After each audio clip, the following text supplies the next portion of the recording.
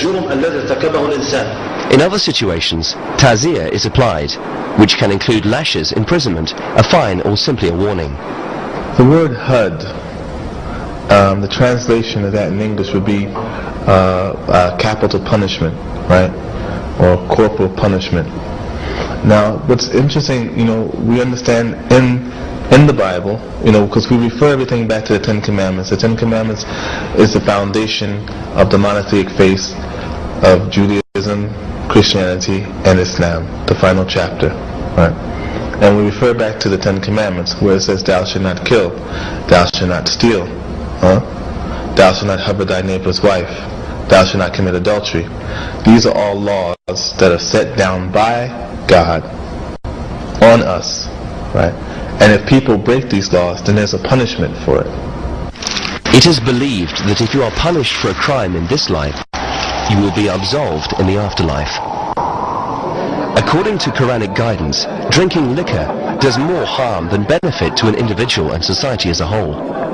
Many cases of horrible crimes, accidents, and domestic violence occur under the influence of alcohol and other intoxicating substances.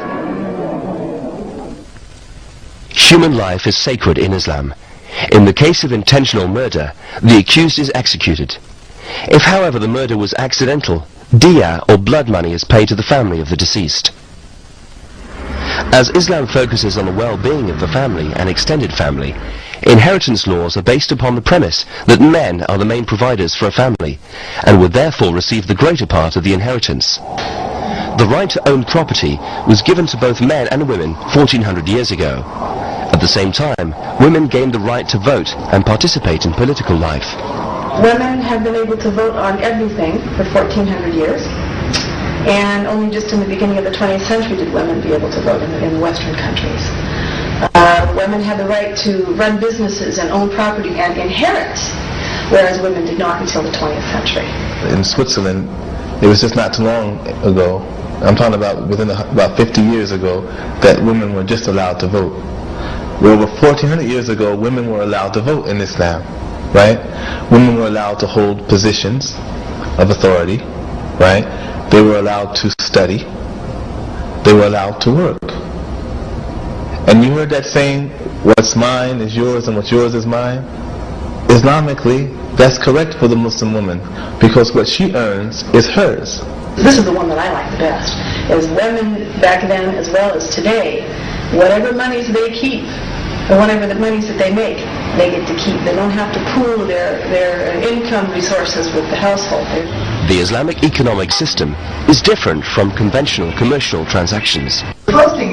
Today there are many investment opportunities in compliance with Islamic Shariah, introducing the investor to socially responsible funds listed on the Dow Jones Islamic Market Index, among other indices. Some restrictions include companies producing, distributing or selling alcohol, pork or pornography, operators of gambling casinos and producers of gambling equipment, as well as financial investment institutions that invest in restricted companies. The principles of Islamic banking are grounded in Sharia law, whereby banks enter into a partnership arrangement with the investor, sharing both profits and losses. Muslims are discouraged from living on credit. Sharia encourages cash transactions in order to limit debt and allow us to live free from financial worry and anxiety. If crimes are allowed to go unchecked, it will most certainly disrupt the social fabric of the whole ummah or state. Sharia law merely provides the guidelines to protect Islamic societies. The family in Islam.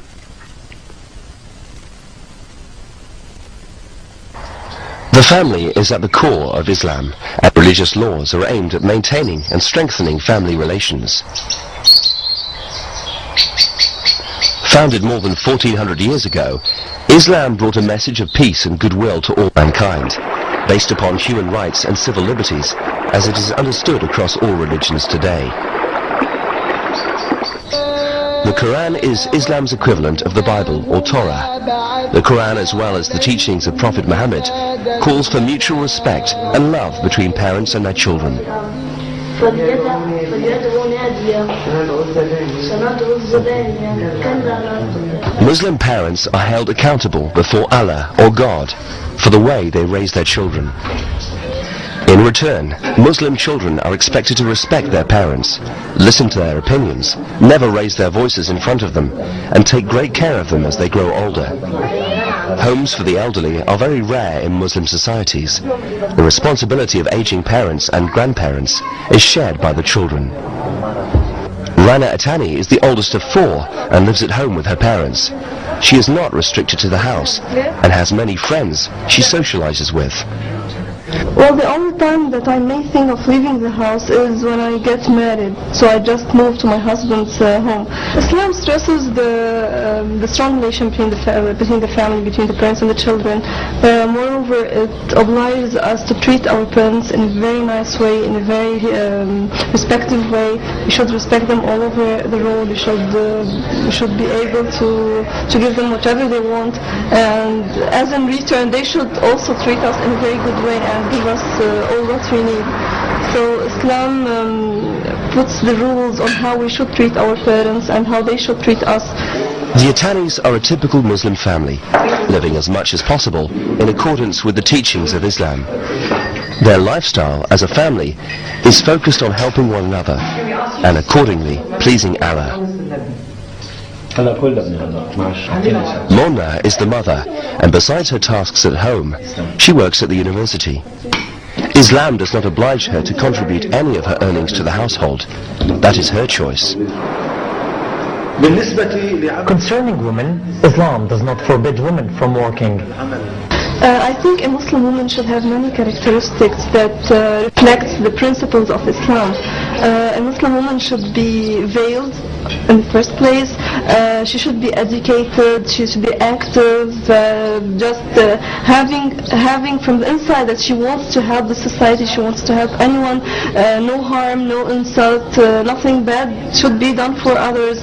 She should also be pious, modest, caring, loving for her children, loving for her family, energetic. She can be educated, of course, as I said before, because this reflects her education, and her personality is reflected to her children, which are the future generation. So Islam doesn't prevent me or any Muslim woman from doing anything she wants, but of course within ethical boundaries and within the principles that Islam wants. For example, I was educated in an American university and I've got an engineering degree. I also work in an engineering company. Despite her full schedule, Rana also finds time for her friends and religious commitments. Every Wednesday evening, Rana, her sisters and their friends meet for a halakah at a private center in Beirut. A halakah is a religious gathering. The sheikh leading the gathering this evening is a graduate in religious studies from the famous Azhar University in Cairo.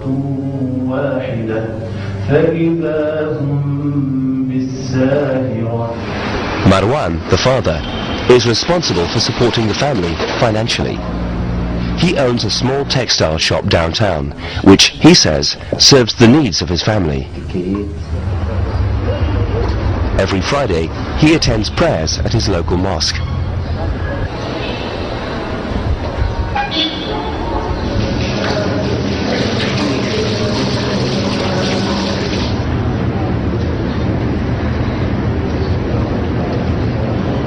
Both Mona and Marwan have taught their children the ways and teachings of the Quran and the Prophet Muhammad, peace be upon him.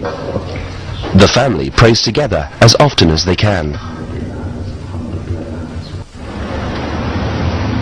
Education is compulsory for both men and women, in religious as well as scientific and social studies, not only to advance a personal professional career, but also to know and understand one's religious rights and duties, which helps in making everyday decisions. Of course, if we go to the literature of the Prophet, peace be upon him, we could find it in one phrase that says, knowledge is a duty upon every Muslim. Of course, when we say every Muslim, mean male and female. And that's amazing in that time, at the very beginning of the 7th century. That was something amazing. It was like a revolution to ask people to seek knowledge wherever they are. As stated in the Holy Quran, O mankind, we have created